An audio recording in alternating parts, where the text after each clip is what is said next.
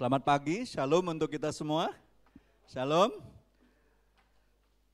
Saya membawa salam dari jemaat di Lampung karena minggu lalu saya melayani di CBC Lampung. Terus doakan jemaat di Lampung karena gembalanya saat ini sedang sabatikal dan akan gantian beberapa hamba Tuhan dari City Blessing akan gantian untuk memberkati jemaat ini, memperlengkapi pemimpin-pemimpin di sana.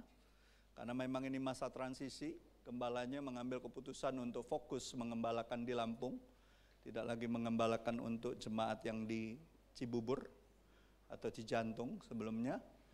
Dan kami bersyukur karena memang ini keputusan yang tepat dan memang membutuhkan masa transisi. Ya, membutuhkan untuk diperlengkapi lagi. Setiap kita perlu diperlengkapi, amin. Amin.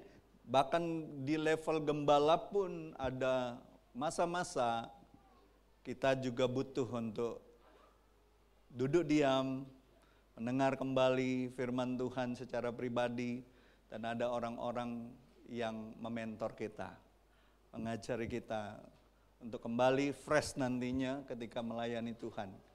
Karena saya percaya pelayanan itu bukanlah sesuatu yang harusnya kita terus merasa itu menjadi domain kita, tapi suatu saat kita juga perlu untuk duduk diam sebagai dombanya Tuhan. Gembala yang agung itu cuma satu, adalah Yesus, amin. Kita perlu mendengar lebih dalam apa yang Tuhan mau sama hidup kita. Nah, pagi hari ini melanjutkan apa yang disampaikan minggu lalu oleh Pastor Octavianus Sibau. Kalau minggu lalu dipilih untuk berbuah ya, betul nggak? Diambil dari Yohanes 15 ya, betul? Saudara masih ingat nggak khotbah minggu lalu? Masih? Jangan-jangan sudah lupa ya? Jangan kayak bahasa Thailandnya tuh lap nampa, dan ya, lambat nangkep cepat lupa. Ya, kita harus cepat nangkep dan terus ingat itu, menjadi satu pengingat bagi hidup kita. Amin. Ada amin. Siapa yang percaya Tuhan telah panggil dan pilih kita untuk berbuah? Ya. Dan hari ini saya akan sampaikan satu kebenaran firman Tuhan yang saya beri judul buah yang membedakan kualitas. Ya. Saudara kalau beli buah, apalagi jeruk ya, ada macam-macam kan kualitasnya, betul nggak? Betul nggak? Ada yang bagus, harganya juga bagus. Betul nggak? Ada yang paling murah, dibilang apa? Jeruk BS katanya. Nggak tahu apa itu jeruk BS. Ada yang ngerti nggak? Bekas sortiran. Oh, itu ya maknanya BS. Ya. Dan kecil-kecil biasanya. Nah, Bapak Ibu saudara-saudariku yang terkasih, pagi hari ini mari kita lihat ya, dari Matius 7 ayat 15 sampai 20.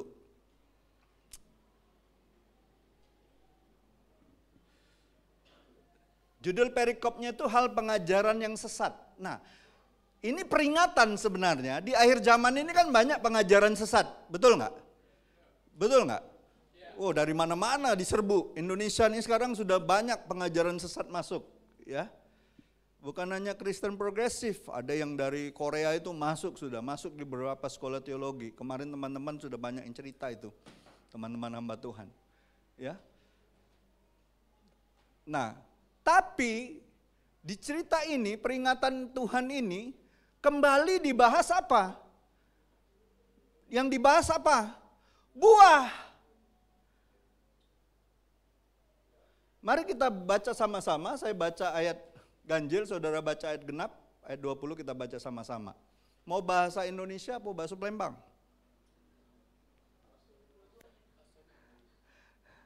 Mau bahasa Palembang apa bahasa Indonesia? Bahasa Indonesia, bahasa Palembang belah. Ya, kita baca ya.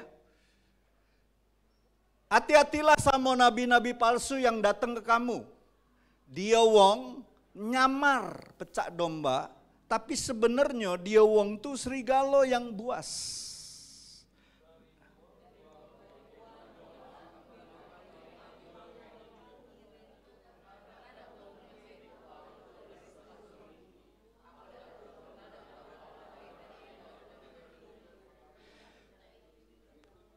Kalian yang genap, yang ganjil bagiannya saya. Pecak itu juga tiap batang yang bagus bakal ngasil ke buah bagus, buah yang bagus. Tapi batang yang tidak bagus bakal ngasil ke buah yang tidak bagus pula.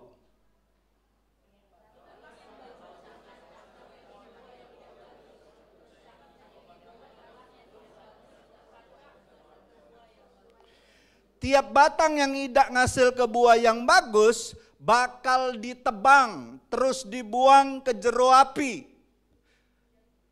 20. Jadi dari buah-buah kehidupan nyola, kamu bakal nyireni nabi-nabi palsu tuh. Bapak Ibu, dalam kekristenan itu kita sering sekali mendengar istilah buah atau berbuah, betul nggak? Betul nggak? Ya. Dari ayat pembacaan yang barusan kita baca, ya, ditegaskan terutama di ayat 19. Coba lihat balik ayat 19-nya. Ayat 19 dikatakan, setiap pohon yang tidak menghasilkan buah yang baik, pasti apa?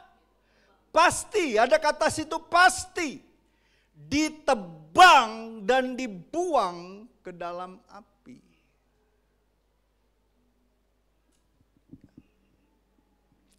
Di bagian lain juga disebutkan bahwa kita harus berbuah lebat dan mestinya menghasilkan buah-buah dari Roh Kudus.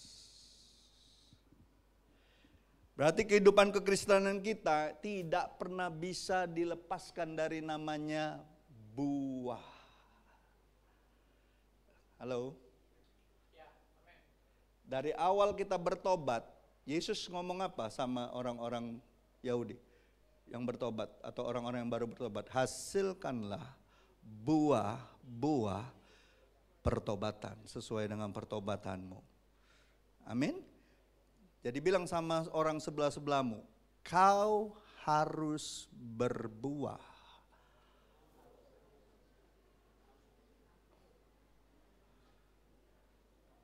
Kan tadi dibilang, pohon yang bagus pasti ngasil ke buah yang bagus. Pohon yang tidak bagus pasti tidak ngasil ke buah yang tidak bagus. Pohon yang bagus tidak mungkin ngasil ke buah yang tidak bagus. Dan saudara harus tahu buah yang baik adalah hasil dari Roh Kudus. Bukan dari kita. Bukan, kita nggak bisa ngasil ke buah dewe. Nggak pacak. Jangan cubo-cubo ngasil ke buah dewe. Cuma Roh Kudus yang bisa menghasilkan buah di dalam diri kita. Makanya penting sekali orang percaya itu dipenuhi Roh Kudus. Tujuannya supaya dia berbuah, bukan supaya nunjuk ke hal-hal yang kelihatannya supranatural saja, tapi menunjukkan buah-buah roh yang 9 itu.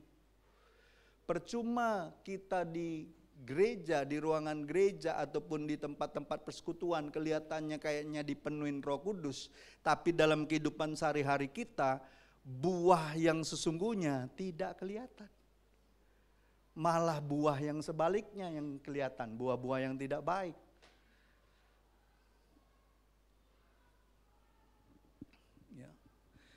Galatia 5 ayat 22 sampai 23 jelas sekali mengatakan. Ya. Coba slide-nya lanjut.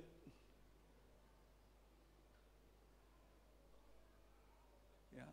Maksudku ialah hiduplah oleh roh, maka kamu tidak akan menuruti daging. Ya. Jikalau kita hidup oleh roh, baiklah hidup kita juga dipimpin oleh roh. Lalu apa kalau yang terjadi ketika kita dipimpin oleh roh?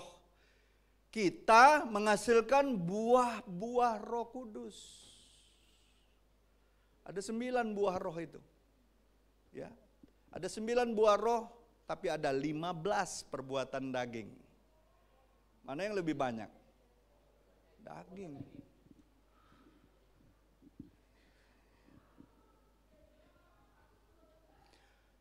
Dan waktu kita menghasilkan buah roh, itulah titik awalnya. Baru awal loh. Itulah titik startnya kita. Makanya waktu kita bertobat, Rasul Petrus bilang apa? Berilah dirimu dibaptis, betul? Ya, bertobatlah, berilah dirimu dibaptis, dan terimalah karunia Roh Kudus.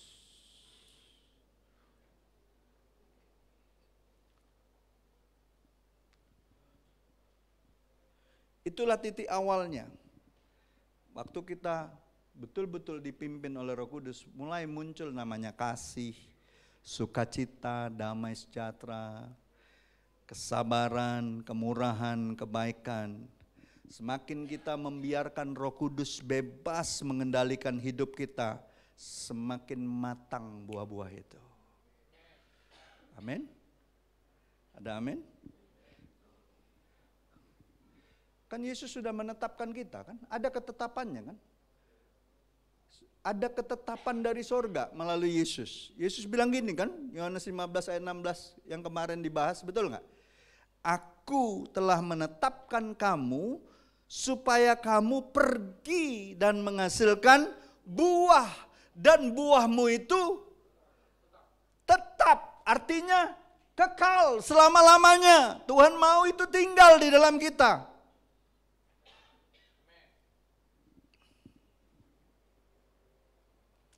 Saya percaya buah yang benar mempunyai manfaat yang kekal. Betul nggak? 9 buah roh itu buah yang benar nggak itu? Dan manfaatnya kekal nggak itu? Kekal itu. Ya. Jangan cari yang nggak kekal, saudaraku. Ikut Tuhan itu jangan cari hal-hal yang cuma sementara. Carilah yang kekal.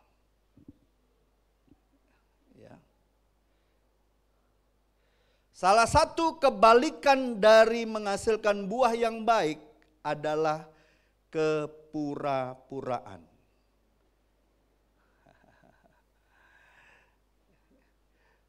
Menurut KBBI, pura-pura itu artinya tidak sungguh-sungguh.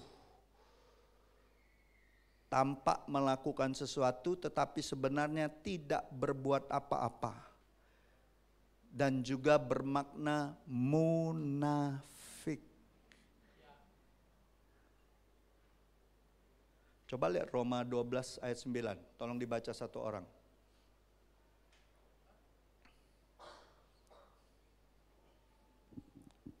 Paulus menegaskan ya dan mengingatkan kita orang-orang percaya untuk bersandar kepada kebenaran ya. Dan mengajak kita untuk memiliki kasih yang sejati.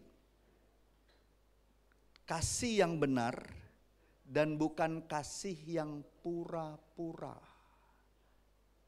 Coba baca.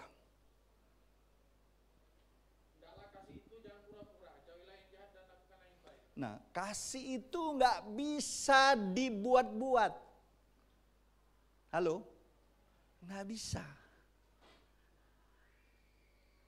Hendaklah kasihmu jangan pura-pura. Jangan pura-pura baik. Saya nggak ngomong itu marga purba nanti tersinggung.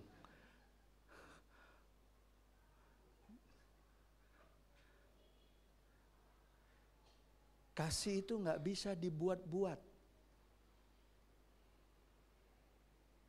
Kalau kasih dibuat-buat, suatu hari akan ketahuan motivasinya. Pasti ketahuan. Pasti ketahuan. Makanya tadi waktu saya nyembah Tuhan, Tuhan ingatkan bahwa Tuhan mau jemaat ini hidupnya, hatinya tulus. Benar. Bening. Bersih. Enggak pura-pura. Bilang sama sebelahmu, jangan pura-pura. Jangan pura-pura. Apa adanya aja.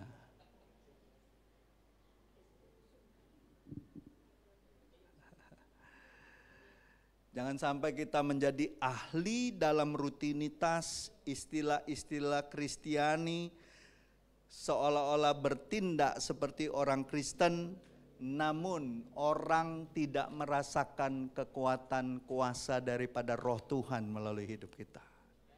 Kasih itu gak bisa pura-pura. Sabar itu gak bisa pura-pura. Murah hati itu gak bisa pura-pura. Setia itu gak bisa pura-pura. Halo?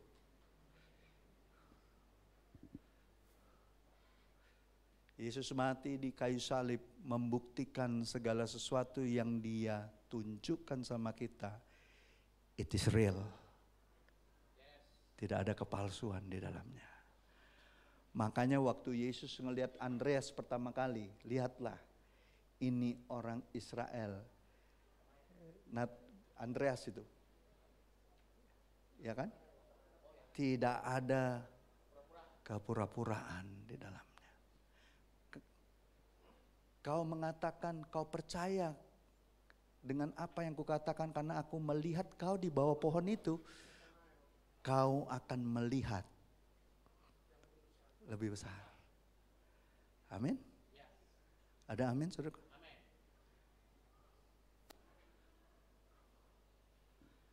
Jadi Bapak Ibu, saudara yang hidupnya hatinya gak pura-pura, mengizinkan Roh Tuhan memunculkan buah-buah roh itu, saudara dan saya akan melihat perkara-perkara yang lebih besar. Amin. Saudara mau melihat perkara-perkara Tuhan yang lebih besar? Gak bisa, kita gak bisa. Ya. Makanya peringatan Rasul Paulus pada manusia akhir zaman apa? Hati-hati, manusia akhir zaman cinta akan uang. Semua, itu semua berbicara soal apa?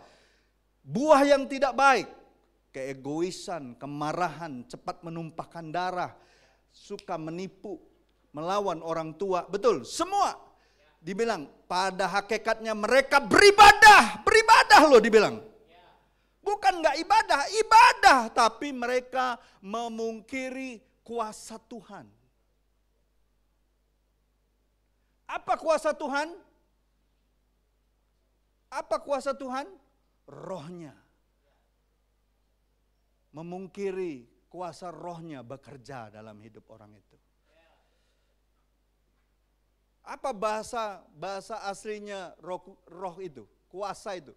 Kalau Roh Kudus turun atasmu, kau akan memiliki kuasa. Kuasa dalam bahasa aslinya itu, bahasa Yunaninya dunamis. Ada ledakan di dalam roh kita, di dalam batin kita yang menghancurkan segala hal-hal yang salah dalam hidup kita. Cuma Roh Kudus yang bisa matikan perbuatan daging kita. Kekuatan kita nggak sanggup. Karena itu daging, sudah naturnya kita. Nggak bisa. Harus pekerjaan Roh Kudus. Ya. Jadi betul apa kata Yesus di Yohanes 15 ayat 4 dan 5 itu. Tinggallah di dalam aku dan aku di dalam kamu, sama seperti ranting tidak dapat berbuah dari dirinya sendiri kalau ia tidak tinggal pada pokok anggur, demikian juga kamu tidak berbuah jikalau kamu tidak tinggal di dalam aku. Akulah pokok anggur dan kamulah ranting-rantingnya. Barang siapa tinggal di dalam aku dan aku di dalam dia, ia berbuah banyak, dibilang. Buahnya pasti banyak. Sebab di luar aku kamu tidak dapat berbuat apa-apa. Cabang atau carang itu harus terus melekat kepada batangnya agar tetap bisa hidup. Sebagai murid Kristus, kita harus tetap terhubung erat dengan Dia. Bukan dengan kuat, bukan dengan gagah, tapi dengan rohmu. Itu kata Hosea. Bukan karena kuat, bukan karena gagah, tapi karena rohmu.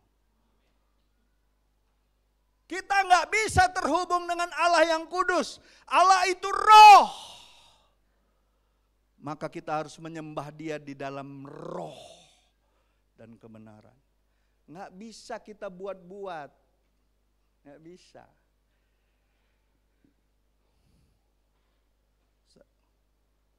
Saya kalau ngeliat orang cuman sekedar tampak fisiknya aja dipenuhin Roh Kudus, nggak yakin saya orang itu betul-betul dipenuhin Roh Kudus.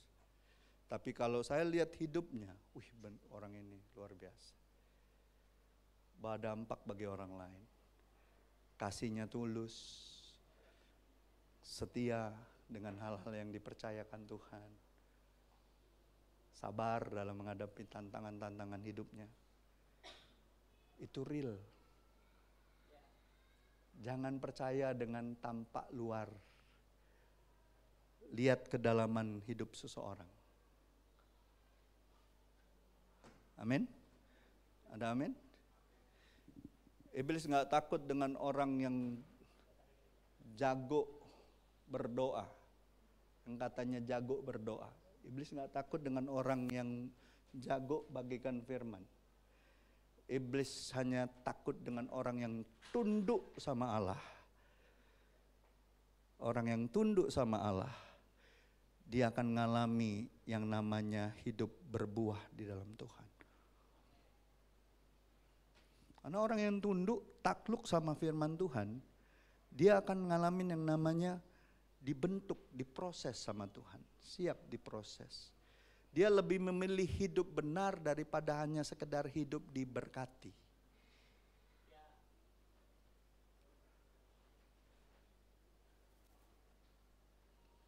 Ayub, dia lebih memilih hidup benar daripada berkat yang dia miliki. Pada akhirnya Tuhan tambahkan gak berkatnya? Lebih banyak gak? Makanya betul gak orang yang melekat sama Tuhan, kamu akan berbuah banyak, dibilang. Jasmani dan rohani. Yang tadinya Ayub cuma dengar tentang Tuhan, tapi setelah dia ngalamin proses hidupnya, dia mengatakan, aku melihat, aku ngalamin Tuhan. Saudara kalau baca Alkitab ini cuma sampai pengetahuan di otakmu, pengetahuan pewahyuan hanya di dalam pikiranmu, kau belum dapat apa-apa. Ini bukan untuk jadi pengetahuan. Firman ini untuk dialami. Ngalamin gak kita firman Tuhan ini? Ngalamin Tuhan gak setelah kita baca firman ini? Ingat, manusia pertama jatuh dalam dosa karena makan buah pohon pengetahuan. Dan itu tidak berubah dari zaman Adam dan Hawa sampai sekarang. Gak berubah. Tuhan mau kita makan buah pohon kehidupan. Tuhan mau kita hidup, ngalamin.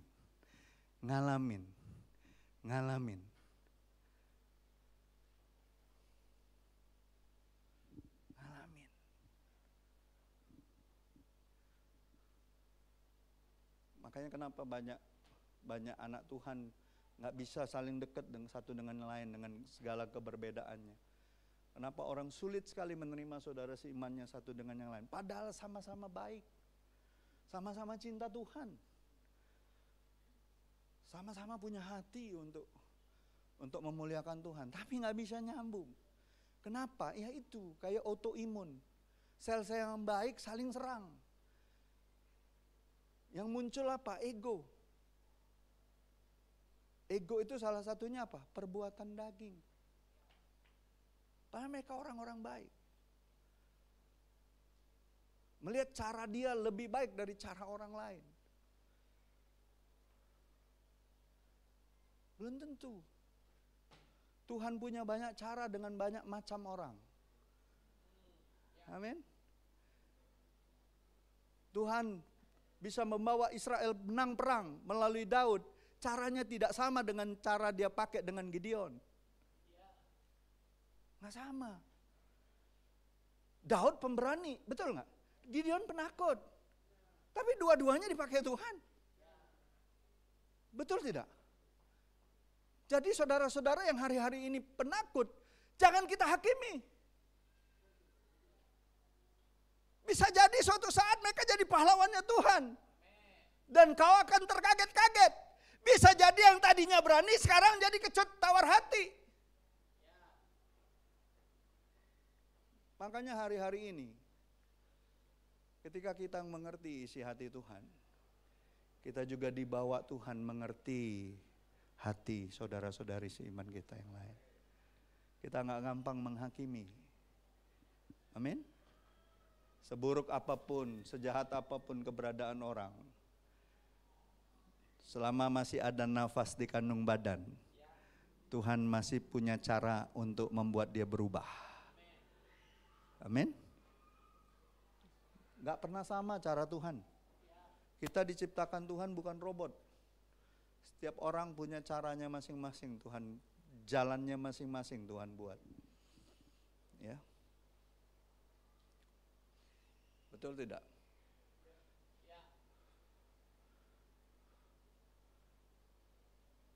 Elia dipakai Tuhan luar biasa.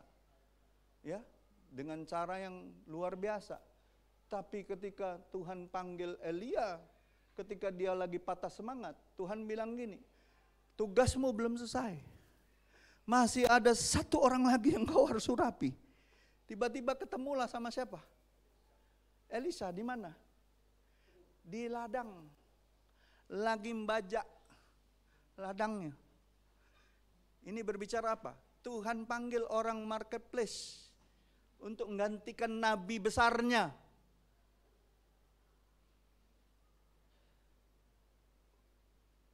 Urapannya lebih kecil, lebih dahsyat. 2 kali lipat. Karena apa? Ketaatan. Waktu Elia bilang, ikut aku. Apa yang dilakukan Elisa? Elisa langsung patahkan semua kayu-kayu penyanggah lembunya, dia bakar, dia potong lembunya, dia bakar, dia kasih makan orang di kampungnya, dan dia pulang ngomong sama keluarganya dia akan ngikut Elia.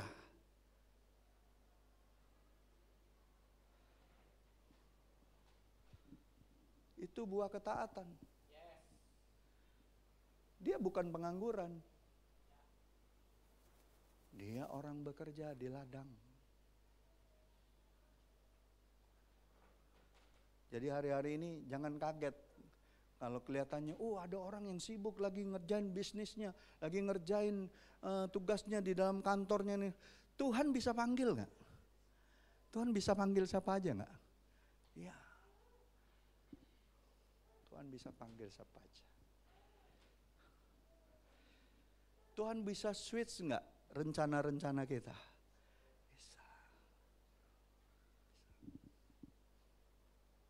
Jadi Bapak Ibu, yang paling penting itu melekat sama Tuhan. Melekat aja sama Tuhan, terhubung erat dengan pokok anggur. Ya, kalau kita terhubung erat sama pokok anggur, saya mencatat ada beberapa ayat penting. Kalau kita melekat, dibilang sampai masa tua pun mereka masih berbuah. Amin. Mazmur 92. Lalu apa? Mereka akan berlari dan tidak menjadi lelah. Dan mereka tidak jemu-jemu berbuat baik. Pada waktunya mereka akan menuai. Amin. Ada amin? Ya. Alkitab mencatat Yesus menggambarkan dirinya adalah pokok anggur yang benar, betul? Dan kita adalah carang-carangnya. Itulah sebabnya kita harus tahu melalui kebenaran firman Tuhan yang tadi kita baca, mengapa kita harus berbuah di dalam kekristenan kita, sehingga waktu saat Kristus datang, Dia mendapati kita ini berbuah, dan buah kita itu yang kita hasilkan itu manis, matang, enggak busuk. Matang. Pertanyaannya, mengapa kita harus berbuah dengan benar? Tolong slide-nya. Pertama, karena dunia ini penuh kepalsuan.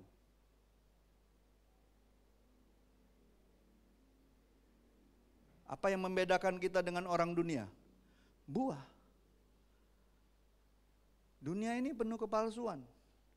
Hampir semua yang asli dalam dunia ini ada palsunya. Ada KW-nya. Halo? Contoh. Sekarang saya mau tanya. Bedakan sepatu sama tas saja, yang palsu sama yang asli itu susah sekali sekarang. Ada istilah-istilah, ini grade mirror, grade KW super, super sekali.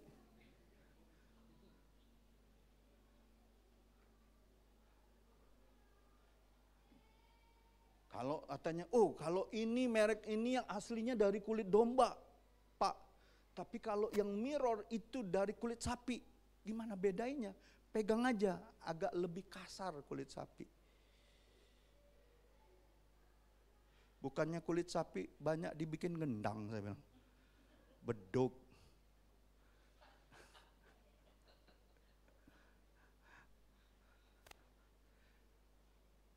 Lihat aja barang-barang sekarang. Semua ada palsunya, KW-nya. Dunia ini penuh dengan kepalsuan.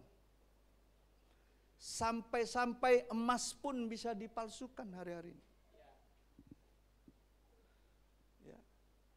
Makanya saya hari-hari ini kita harus terus waspada. Ya. Di mana-mana terjadi di dalam kehidupan kita, bahkan sampai pengajaran-pengajaran palsu masuk. Hati-hati. Ya. Makanya ayat 15 tadi dibilang apa? Waspadalah terhadap nabi-nabi palsu. Ya kan? Yang datang kepadamu dengan menyamar seperti domba, tetapi sesungguhnya mereka adalah serigala yang buas. Lalu apa yang membuat kita bisa tahu dia itu palsu? Terus ayat tadi, dari buahnya kita tahu, betul? Dari buahnya. Jadi jangan cepet-cepet langsung, terkagum-kagum dengan seseorang yang kelihatannya ngasih pengajaran firman Tuhan. Kita lihat buah hidupnya itu seperti apa. Apalagi kalau cuma lihat dari YouTube, dari medsos. Kau pikir pengajarannya kenal juga enggak, gelarnya boleh panjang saudaraku. Tapi giliran dia keluarkan statement, orang gaduh seluruh Indonesia, tiba-tiba dia kasih statement, saya bukan pendeta. Saya sudah mundur dari sinode saya. Itu kalau ada di depan saya, mbek tali kapal itu, ikat batu, cebur ke di Sungai Musi. Kan itu kata Tuhan kan? Kalau kau sesatkan satu orang aja dari anak ini, taruh batu kilangan di lehermu, ceburkan di laut situ loh. Kita nggak main-main. Ngeri, nabi-nabi palsu itu alatnya setan. Alatnya Satan. Betul-betul. Karena apa? Karena apa yang diajarkan menyesatkan banyak orang. Orang pikir itu kebenaran. Tapi ujungnya maut. Ya. Bapak Ibu, oleh karenanya kita harus terus waspada. Kita harus waspada, namun bukan selalu curiga. Halo? Kita mesti berdoa, minta hikmat Tuhan dalam segala hal. Amin. Minta hikmat Tuhan dalam segala hal. Jangan pernah ngambil suatu keputusan sebelum kita meminta dan menerima hikmat dari Tuhan. Kadangkala kegagalan kita bukan karena kita bodoh, tetapi karena kita tidak minta hikmat Tuhan saat ngambil keputusan. Minta hikmat Tuhan, minta.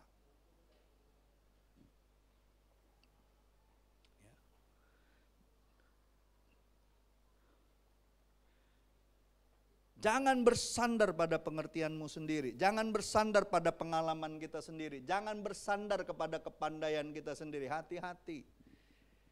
Ya. Saya percaya orang benar itu tidak mudah tertipu. Bilang sama sebelahmu, orang benar tidak mudah tertipu. Ya. Karena apa? Karena dia berjalan dalam hikmat Tuhan. Karena dia berjalan di dalam terang Tuhan. Karena dia berjalan di dalam firman Tuhan, dia tidak mudah tertipu. Tidak mudah tersesat. Zamannya saya dulu kuliah-kuliah sama Pak Krisnan, sama siapa yang seumuran kami. Ada lagu Nugi dulu, tertipu. Jangan sampai tertipu.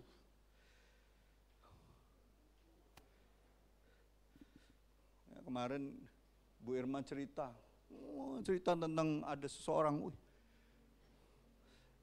Saya bilang sama dia, itu orang, dia kelihatannya baik, dia kelihatannya ngelola pekerjaan Tuhan, tapi dia pakai kesempatan untuk nipu banyak orang. Sampai akhirnya apa? Banyak orang kecewa, undur, dan akhirnya ikut-ikutan buat dosa. Karena dia lihat yang jadi panutan, yang jadi contoh, yang jadi pemimpinnya ternyata memanfaatkan mereka. Ngeri. Betul Yesus sangat marah di rumah Tuhan ketika ada bargaining, tukar-menukar uang. Dijadiin tempat bisnis rumah Tuhan.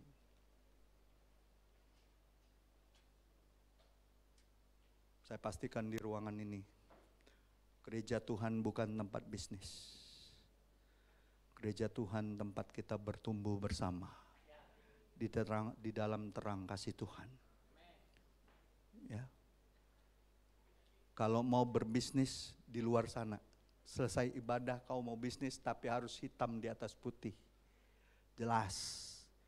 Jangan sampai akhirnya nyeret-nyeret saudara-saudari seiman yang lain dan ujungnya gereja bisa pecah. Gara-gara hepeng, money, piti katanya. Hati-hati. Bapak Ibu, hari-hari ini minta hikmat karena dunia ini penuh dengan kepalsuan. Makanya kalau kita punya buah roh, kerasa dekat seseorang yang mau nipu kita. Kerasa, spiritnya beda. Terang sama gelap tuh gak bisa bersatu. Itu bisa dibuktikan. Keraso kata wong Palembang tuh, teraso nian wong ini nipunya. Walaupun rainya kayak malaikat, saudaraku. Kerasa, in spirit itu kerasa. Saya ingat sekali beberapa waktu yang lalu Pak Kristen kenalkan dengan satu orang pengusaha di kota ini. Saya bilang sama dia, Gak damai hati saya yang ketemu orang ini.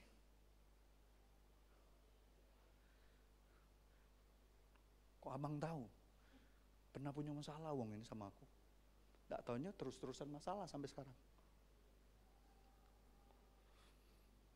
Kerasa kita.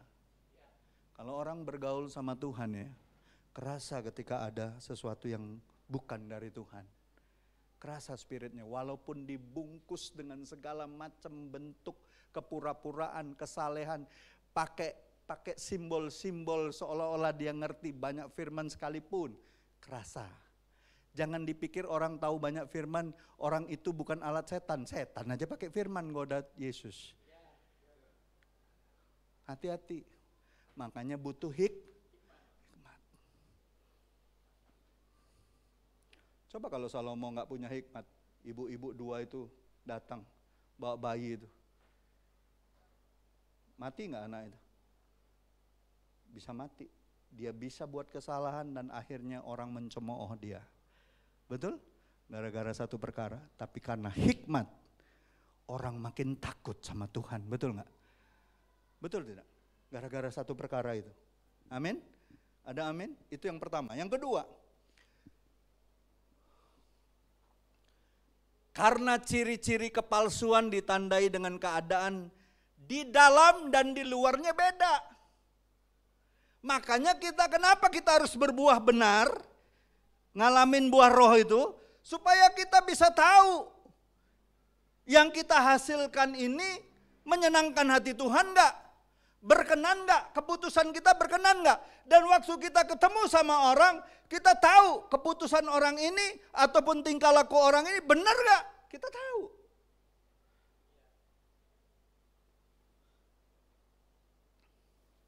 Ayat 16-nya tadi bunyinya apa? Ayat 16. Dari buahnya lah kamu akan mengenal mereka. Dapatkah orang memetik buah anggur dari semak duri dan buah ara dari rumput duri?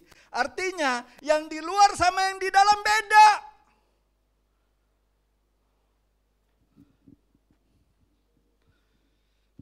Kalau ciri kepalsuan orang di luar dan di dalamnya beda tuh Yesus pernah ngomong gini kepada orang-orang Farisi, kamu orang munafik.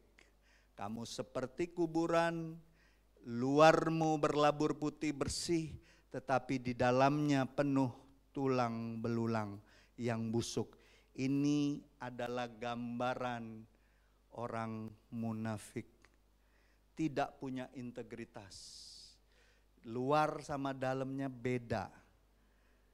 Ya. Jadi saya simpulkan orang yang menyamar sepertinya meninggikan, mementingkan Tuhan, namun sebenarnya sedang meninggikan diri dan mementingkan kepentingan dirinya sendiri, itu suatu saat akan kelihatan ciri-cirinya. Kelihatan. Pelan tapi pasti akan kelihatan, terasa kelihatan.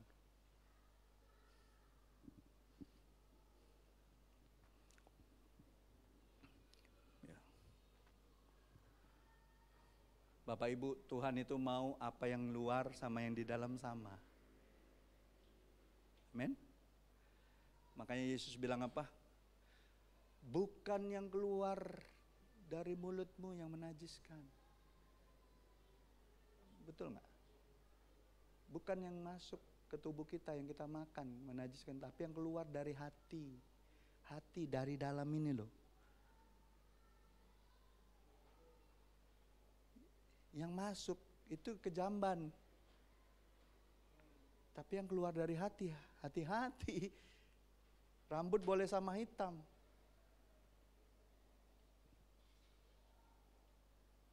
Ya.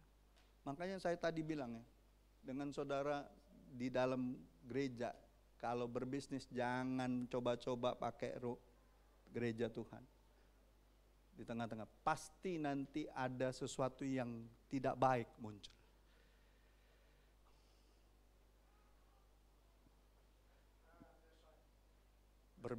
Berbisnislah dengan cara-cara yang benar. Jangan pakai embel-embel kelihatannya rohani. Harus jelas, ada hukumnya. Ya. Karena kami pernah diminta nasihat, gimana pastor dengan orang yang modelnya kayak gini, nipu kami kayak gini. Business is business, saya bilang. Teman di gereja, saudara seiman di gereja, iya. Kau ampuni dia enggak? Segala kesalahan, iya. Tapi business is business. Kalau dia sudah bukan hanya tipu kau, dia tipu banyak orang, pakai hukum. Ada hukum kok. Emang hukum yang pemerintah pegang itu bukan dari Tuhan? Pemerintah itu menyanggah pedang keadilan, itu Tuhan yang kasih otoritas. Ada amin. Oh, saya nggak mau main-main. Saya nggak sok-sok rohani. Ampunilah, selesaikanlah, udah usah dipikirkan lagi. Pret. Bener-bener pret itu. Itu justru membuat orang itu nggak akan ngalamin jerahnya hidup dalam dosa. Dia akan tipu orang lagi, karena dia anggap, ya nanti diampuni, nanti saya diselesaikan. Kita ngampunin secara saudara seiman. Tapi soal bisnis, soal uang, ada hukum. Apalagi kalau ada perjanjiannya, pakai itu. Biar orang ini jerah. Apakah penjara tidak bisa mendidik seseorang ketika dia dalam penjara? Halo? Bisa. Banyak buktinya.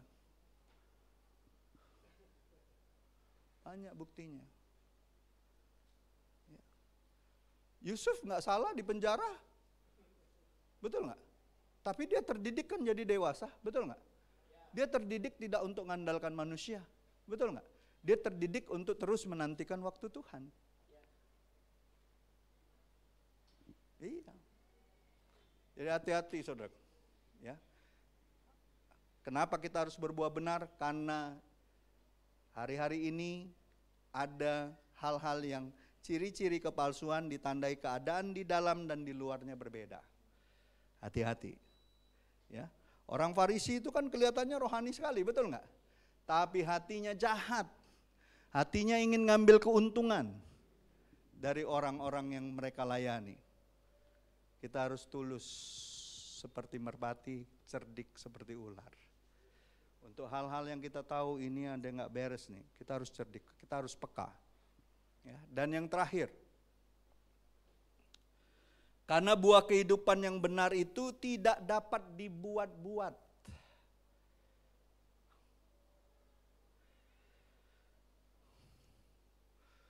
Saya percaya waktu dan kebenaran akan membuktikan buah kehidupan seseorang.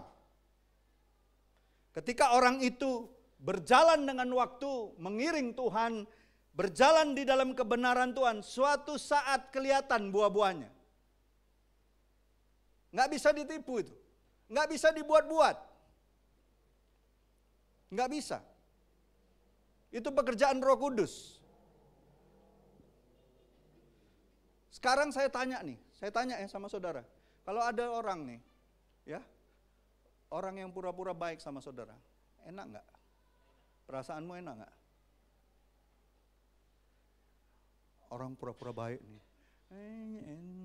manis-manis depan kita, padahal kita tahu di belakang kita nih ngomongin kita nih orang nih, di belakang kita nih dia gosipin kita nih, di belakang kita nih dia jelek-jelekin kita nih.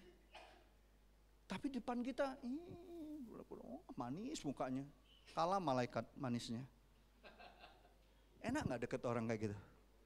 Gak enak saudara. Mendingan kita deket orang yang kelihatannya kasar, kelihatannya ini, tapi dia apa adanya ngomong sama kita.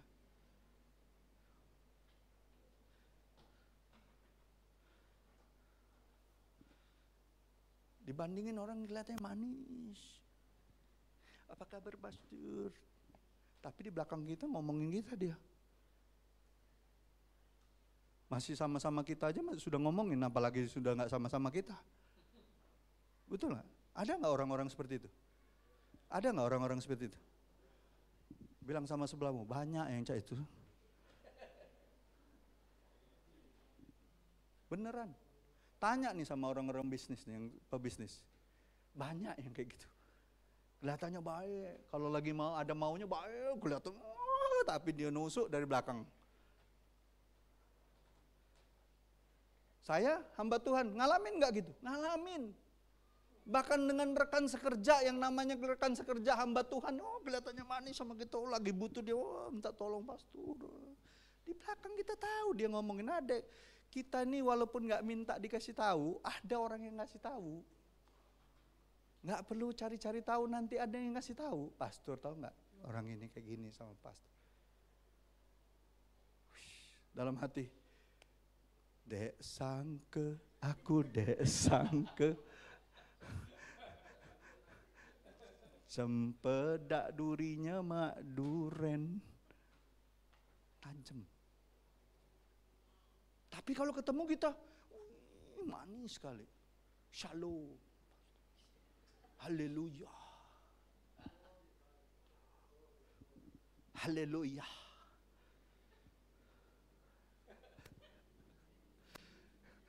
Pernah ketemu orang kayak gitu kan? Mendingan kita apa adanya. Aku kurang srek loh apa yang kamu lakukan kemarin. Kayaknya gak pas. Mau terima gak? Mau terima gak nasihat aku?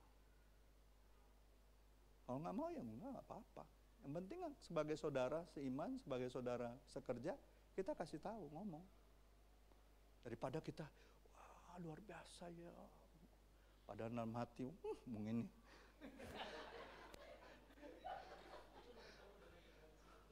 Awak kena virus GGA. Saya ngadepin kayak gitu tuh banyak, saudara. Makanya berbuahlah dengan benar. Saya kemarin terus terang, saya menangis. Ketika untuk pertama kali saya kumpul dengan ratusan hamba Tuhan. Kemarin adalah saat yang paling indah bagi saya. Karena apa? Kami diminta berdua-dua.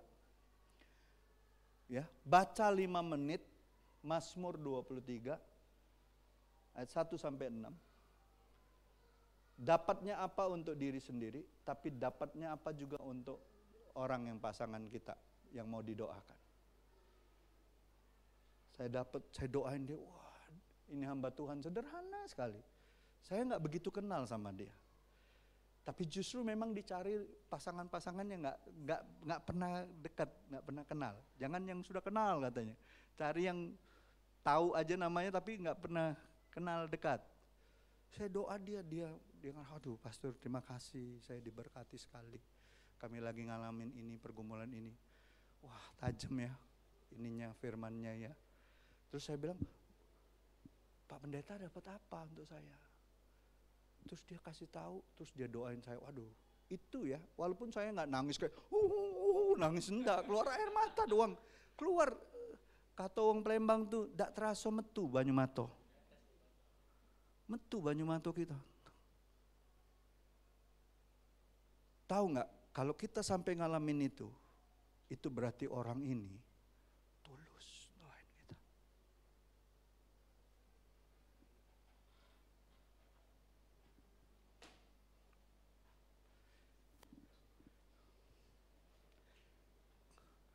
Kadangkala ya, pertobatan itu harus dimulai dari para pemimpin. Tersungkur dengar orang doain kita. Dia bilang, pastor, saya clearly dengar pastor lagi bergumul soal satu tempat.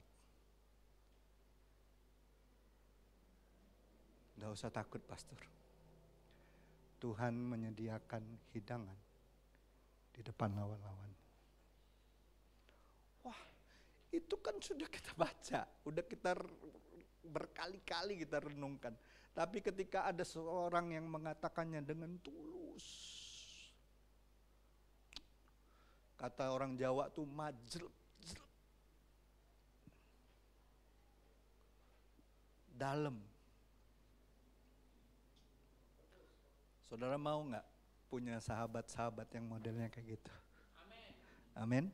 Yang ketika rangkul saudara, kayaknya kurang pas aku lihat kemarin kamu kayak gini. Habis dia negur kita, boleh nggak aku doain? Waktu didoain kita, tanpa terasa kita dijamah Tuhan. Wah, sahabat-sahabat seperti itu udah mulai langka hari-hari ini. Amin. Ada amin? Saudara mau menemukannya kembali? Atau orang menemukan engkau seperti itu? Mau? Berbuahlah dengan benar. Karena kita orang Kristen ini bukan harta, bukan jabatan, bukan kedudukan, bukan posisi. Buah roh kita ini bertumbuh gak? Makin matang gak? Orang ngerasakan hidup kita itu, nikmatin keberadaan kita tuh manis gak? Jangan-jangan orang dekat kita merasakan asam pahit, gak lemak, cuih katanya. Tapi ketika dekat kita dia rasa, enak ya dekat orang ini. Dia ngomong sederhana, tapi kena ke kita. Ingat gak berapa waktu yang lalu saya bagikan Yesus itu, kenapa dia dimengerti oleh banyak orang? Karena bahasanya sederhana. Pendosa, pejinah, pemungut cukai, betul? Orang sakit penyakit, dengar dia khotbah itu sederhana sekali. Akhirnya apa? Membuka hati mereka untuk bertobat. Sedangkan ketika mereka mendengar rabi-rabi yang pakai jumbai di pasar-pasar, yang mengatakan, hai bertobatlah. Tidak bertobat itu orang. Ada amin saudara. Mungkin suatu saat kita cuma ngomong ini, Tuhan tuh ngasihi kamu loh. Tuhan sayang banget sama kamu. Tiba-tiba orang itu, aku sudah lama gak dengar itu. Ternyata gak ada orang yang ngomong Tuhan mengasihi kamu. Sesederhana itu aja.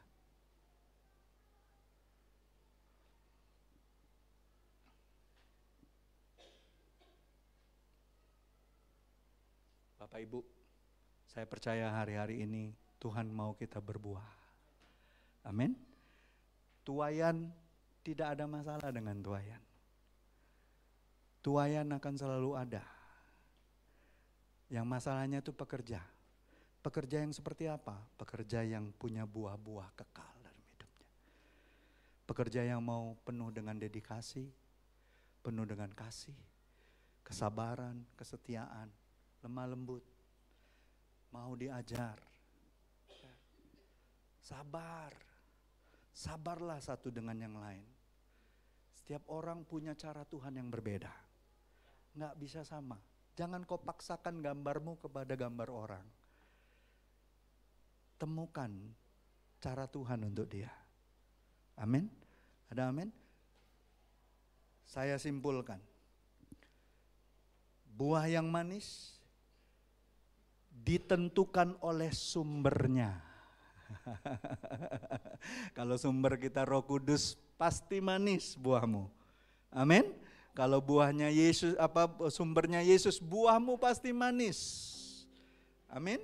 Ya, jika sumber kita adalah Tuhan Yesus, sumber kita adalah firman-Nya, sumber kita adalah Roh-Nya, maka yang keluar dari diri kita adalah buah-buah kehidupan yang manis dan menjadi berkat bagi banyak orang. Yang penting itu kita melekat kepada sumbernya. Amin. Amin. Ada amin Bapak Ibu?